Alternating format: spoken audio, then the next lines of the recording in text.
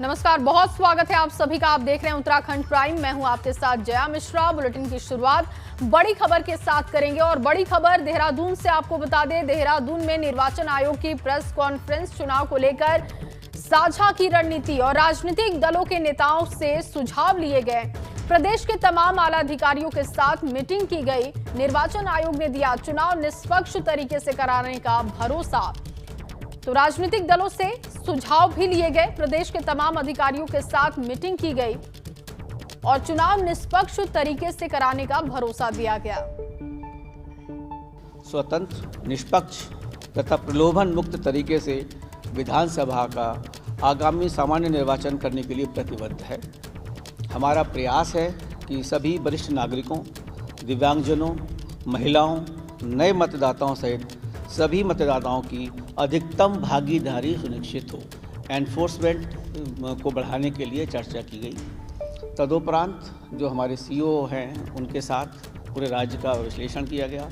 जो police nodal ऑफिसरों के साथ में हम लोगों ने पूरी चर्चा की कि लॉ एंड ऑर्डर को कैसे सुनिश्चित किया जाएगा।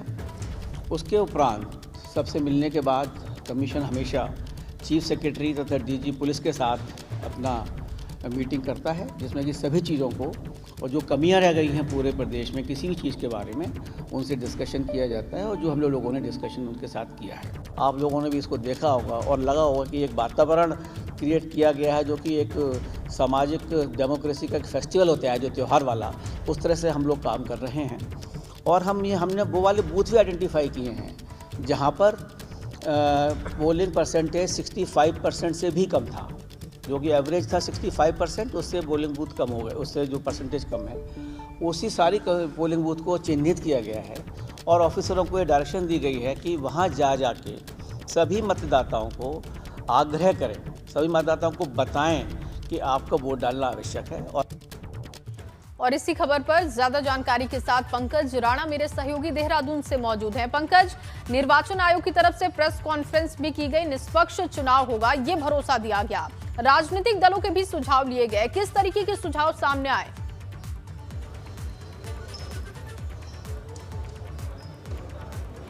देखिए, 2 दिन तक निर्वाचन आयोग की भारत सरकार की टीम उत्तराखंड दौरे पर रही है। इस दौरान तमाम राजनीतिक दलों, तमाम आला अधिकारियों, निर्वाचन अधिकारियों और तमाम ही पुलिस के आला अधिकारियों के साथ इसमें मीटिंग हुई है और फीडबैक लिया गया है कि चुनावों को लेकर किस तरह की उत्तराखंड में तैयारी की जा रही है, क्योंकि आगामी अगले महीने संभवतः माना जा रहा है कि आचार संहिता लग जाएगी और फरवरी महीने में चुनाव उत्तराखंड में किए जाएंगे। तो ये तमाम चीज़ों का फीडबैक भारत निर्वाचन आयोग की टीम ने लिया है। राजनीतिक दल खासकर इसमें महत्वपूर्ण ये इसलिए रहे हैं क्योंकि तमाम राजनीतिक दलों के साथ जो बैठक हुई है उसमें अलग अलग सुझाव तमाम राजनीतिक दलों ने दिए हैं। किसी ने कोविड का हवाला देकर रैलियों को लेकर संख्या कम करने की बात कही है, तो उसके साथ साथ ही कई राजनीतिक दल ऐसे रहे हैं जिन्होंने ये मांग की है कि मतदान केंद्रों की संख्या बढ़ाई जाए, क्योंकि पर्वतीय क्षेत्रों में अधिकांश जगह ऐसी हैं जहां लोगों को 2-2, 3-3 किलोमीटर पैदल मतदान केंद्रों तक जाना पड़ता है। उसी लिहाज से मतदान केंद्रों की संख्या बढ़ाने की मांग की है। और कोविड के साथ जो कोविड का जिस तरह से खतरा उत्तराखंड में बढ़ रहा है, इस लिहाज से देखा जाए तो चुनाव आयोग ने ये तय किया है कि इस बार जो पोलिंग बूथ होंगे वहाँ पर जो पहले 1500 संख्या होती थी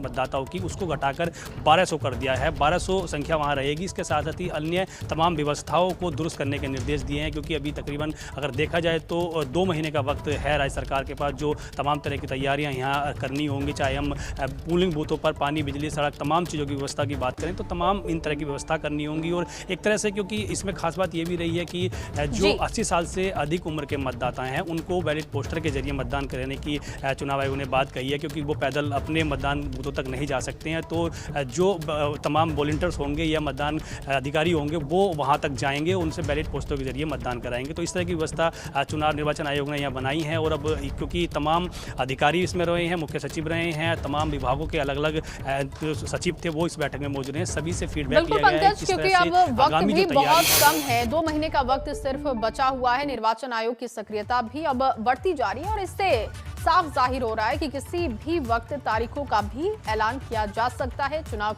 कराए जा सकते हैं उत्तराखंड में। बहुत शुक्रिया पंकज आपका तमाम जानकारी के लिए। वहीं चुनाव को लेकर क्या कहा निर्वाचन आयोग ने, एक बार फिर से देखिए।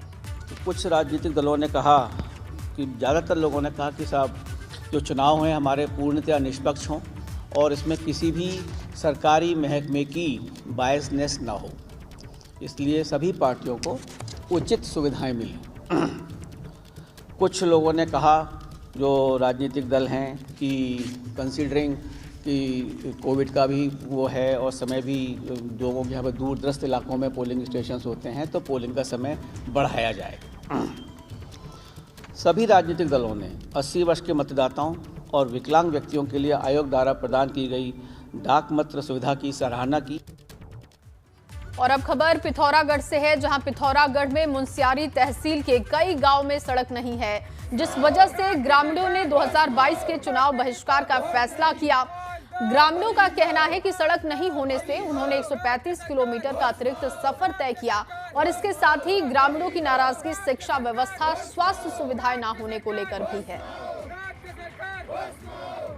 निधि से 10 साल पहले भी रोड का सैंक्शन हुआ था, जो कि हमारा 1 किलोमीटर काटने के बाद पानी का भी खराब कर दिया।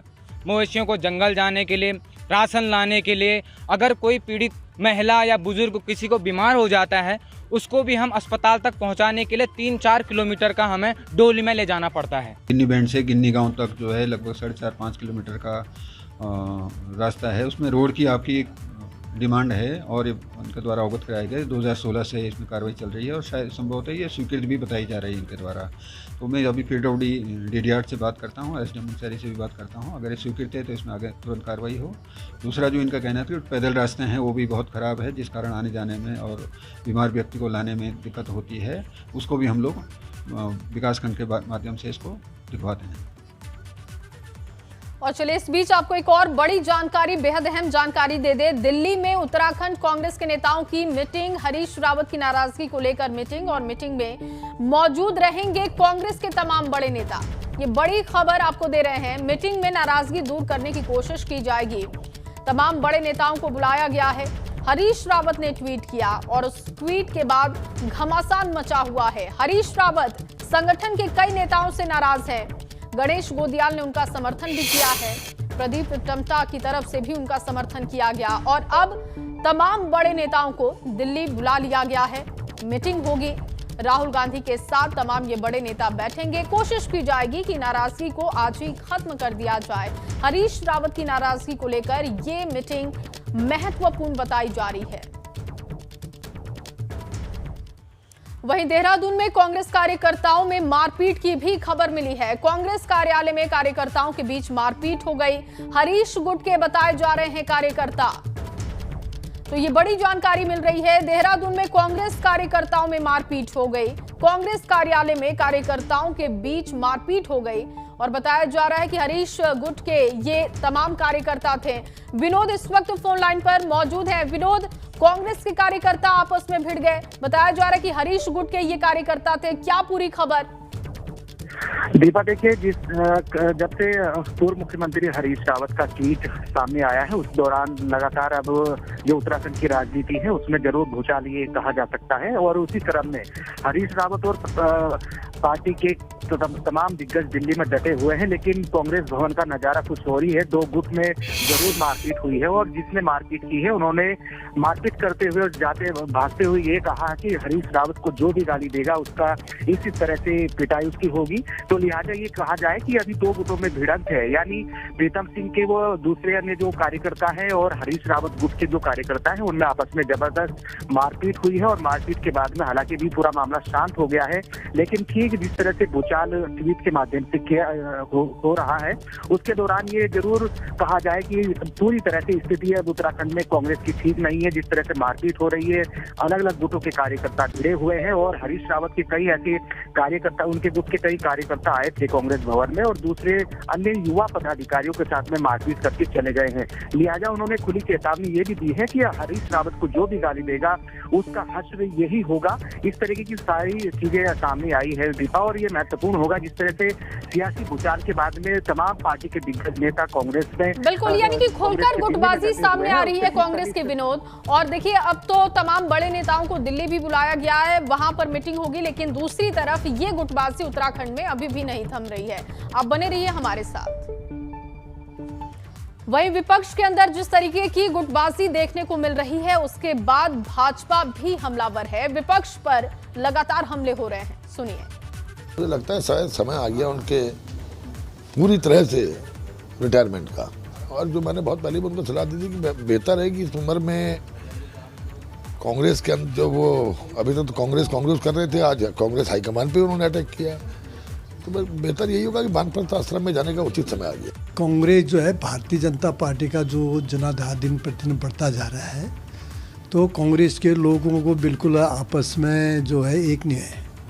आपस की लड़ाई भी है उनकी, आपस की लड़ाई के उससे हरीश रावत जी को लग रहा है कि भाई जब भाजपा आगे बढ़ रही है तो उस प्रकार हरीश रावत जी छटक रहे हैं आप। और चलिए इस बीच आपको एक और बड़ी जानकारी दे, चंपावत में भोजन माता को हटाने का मामला है और सीएम धामी ने डीआईजी कुमाऊं को निर्देश दिए हैं। दरअसल डीआईजी को मामले की जांच के निर्देश हैं सीएम की तरफ से। नियुक्ति गलत मानने पर भोजन माता को हटाया गया। इस पूरे मामले पर अब डीआईजी को निर्देशित किया गया है सीएम की तरफ से। विनोद मेरे सहयोगी लगातार मौजूद हैं फोन लाइन पर। विनोद, इस मामले में अब डीआईजी को मुख्यमंत्री ने निर्देश दिया है, कितने दिन की समय सीमा है डीआईजी को जांच करने के लिए?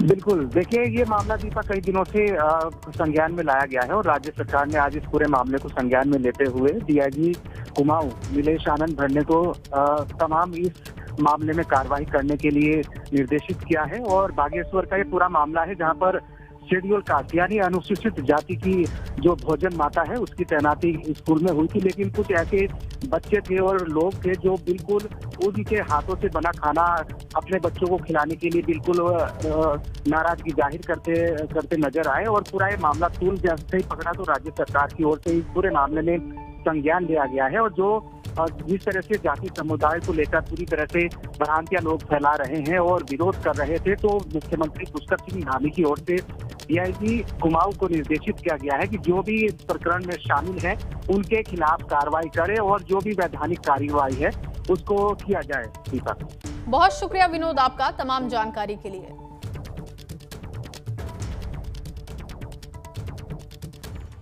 चंपावत में अनुसूचित जाति से ताल्लुक रखने वाली भोजन माता की नियुक्ति रद्द करने का मामला गरमा चुका है। राज्यसभा सांसद प्रदीप टमटा ने इसे लेकर सरकार पर सवाल भी उठाए हैं। जब चंपावत जिले में भारतीय जनता पार्टी जो कहती है सबका साथ सबका विश्वास, एक दलित भोजन माता, कारण सिर्फ ये कि वो दलित थी और उसको भोजन माता की से हटा दिया गया, क्या उसकी गलती थी? उसके समर्थन में कोई एक लीडर आया है, कोई एक शख्स उत्तराखंड में आया, वो हरीश रावत है। हरीश रावत कमजोर के वर्गों के लोगों की आत्मा है।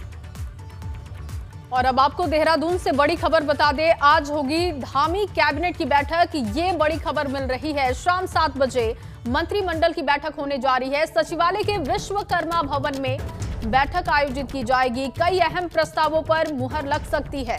शाम 7 बजे सचिवालय में बैठक होगी। मंत्रिमंडल की ये बैठक कई विभागों की नियमावली में संशोधन पर मुहर लग सकती है। छात्रों के लिए मुफ्त टैब के लिए धनराशि, इस प्रस्ताव पर मुहर लग सकती है। इसके साथ ही कोविड हेल्थ पॉलिसी, स्वरोजगार और कई विभागों की नियमावली में संशोधन जैसे मामलों पर सरकार मुहर लगा सकती है। सीएम पुष्कर सिंह धामी हल्द्वानी दौरे पर पहुंचे और इस दौरान उन्होंने पीएम मोदी की 30 दिसंबर को होने वाली रैली की तैयारियों का जायजा लिया। सीएम धामी ने कहा कि पीएम की ये रैली ऐतिहासिक होने वाली है।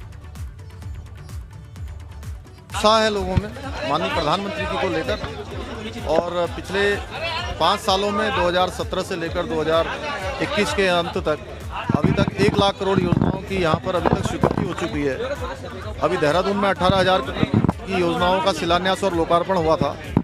हल्द्वानी में भी लगभग हजारों करोड़ की योजनाएं जो हमारी यहाँ पर तैयार हो रही हैं। बहुत सारी योजनाएं जिनका लोकार्पण और शिलान्यास दोनों होना है। जमरानी बात की ऑलरेडी सैद्धांतिक सहमति पहले ही बन चुकी है, क्योंकि वो हमारा नाबार्ड पोषित योजना है और उस योजना वो प्रक्रिया के अंतर्गत है, उसकी सैद्धांतिक स्वीकृति हो चुकी है। अभी देखते हैं उसमें जैसा भी होगा नाबार्ड के लोगों के द्वारा जो बात करने के बाद, लेकिन उसके अलावा बहुत सारी योजनाएं हैं। उधर ऑल वेदर रोड को लेकर कांग्रेस प्रदेश उपाध्यक्ष ज्योत सिंह बिष्ट का बयान भी सामने आ चुका है। ज्योत सिंह का कहना है कि NH 94 पर निर्माण में लगी कंपनियां बड़ी बड़ी मशीनों से पहाड़ की कटिंग करने में लगी हुई हैं, जिससे कि कई लोगों के आवासीय भवन, कई गांवों के पैदल रास्ते, पेयजल लाइन को नुकसान हुआ है। जनहित याचिका पर कोर्ट ने मामले को सुनते हुए DM टिहरी को निर्देशित भी किया है। एक आदेश दिया जिसमें जिलाधिकारी को आदेशित किया गया है कि आप इन सारे मामलों का कोर्ट के आदेश के मुताबिक निस्तारण करें। उसमें जो सबसे बड़ी बात है कि टिहरी डैम की तर्ज पर पहली बार चार धाम यात्रा मार्ग पर एक्वायर एरिया से बाहर परिसंपत्तियों के नुकसान का आकलन करके उसका भी भुगतान होगा। ये हमारे लोगों के लिए खुशी की बात है कि हमारे लोगों का जो नुकसान हुआ ग्रामीणों का, उनके नुकसान की अब क्षतिपूर्ति। वहीं पहाड़ों की रानी मसूरी क्रिसमस और नए साल के जश्न के लिए पूरी तरीके से तैयार हो चुकी है और मसूरी में 5 स्टार होटल फुल हो चुके हैं। तो वहीं दूसरी तरफ होटल्स में भी 80% बुकिंग हो चुकी है। माना जा रहा है कि नए साल के जश्न को लेकर मसूरी पूरी तरीके से पैक हो जाएगी और ऐसे में पुलिस और प्रशासन के सामने भीड़ को देखते हुए अतिरिक्त पुलिस बल तैनात करने के अलावा कोविड के नियमों का पालन कराना भी एक बड़ी चुनौती बना हुआ है। मसूरी होटल एसोसिएशन सचिव अजय भार्गव लगातार कह रहे हैं कि पूरी तैयारी हमने कर ली है और प्रशासन की तरफ से भी हमें अल्टीमेटम दिया जा चुका है तैयारियों को लेकर। फर्स्ट और क्रिसमस को लेकर के बहुत उत्साहित हैं। हम लोगों के यहाँ करीबन 80% के आसपास बुकिंग हो चुकी है, लेकिन साथ साथ हम लोग चिंतित भी हैं ओमिक्रॉन को देखते हुए। हमने अपने होटल व्यवसायियों को सबको जो है इस बारे में निर्देशित भी कर रहे हैं कि वो अपनी पुरानी जो SOPs हैं उसके हिसाब से अपना आगे चलें, उसी का पालन करते हुए आगे चलें और सुरक्षा के सारे उपाय किसी भी तरह बना करके रखें। और साथ में हम लोगों को अपना व्यवसाय भी देखना है, लेकिन साथ साथ हमारे लिए जान भी जरूरी है, मास्क भी बहुत जरूरी है, 2 गज की दूरी भी बहुत जरूरी है। वहीं क्रिसमस के मौके पर मसूरी में कार्यक्रम का आयोजन किया गया और इस दौरान नाटक के जरिए ईसा मसीह के जन्म को लेकर प्रस्तुति भी दी गई। क्रिसमस और न्यू ईयर को लेकर मसूरी में तैयारियां जोरों पर हैं और इससे लेकर नगर पालिका और पुलिस ने मीटिंग भी की है। क्रिसमस और न्यू ईयर का जश्न फीका ना पड़े, इसके लिए प्लानिंग कर ली गई है।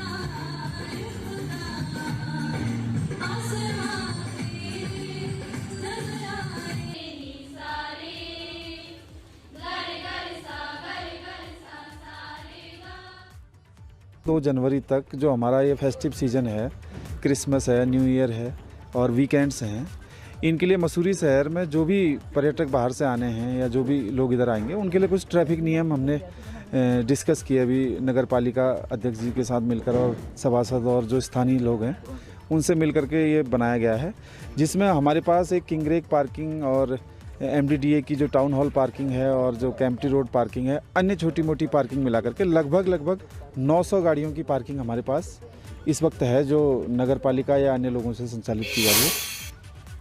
वहीं नैनीताल में क्रिसमस और न्यू ईयर मनाने के लिए पर्यटकों का आना भी जारी है और फेस्टिवल सीजन और ओमिक्रॉन संक्रमण के बीच पर्यटक नैनीताल में घूम रहे हैं, जिससे ज्यादातर लोग कोविड गाइडलाइन का पालन करते हुए दिखाई भी दे रहे हैं। एक तरफ लोग क्रिसमस और न्यू ईयर मनाने के लिए उत्तराखंड का रुख कर रहे हैं, उत्साहित भी हैं, लेकिन ऐसे में सरकार और प्रशासन के सामने सुरक्षा को लेकर चुनौती है।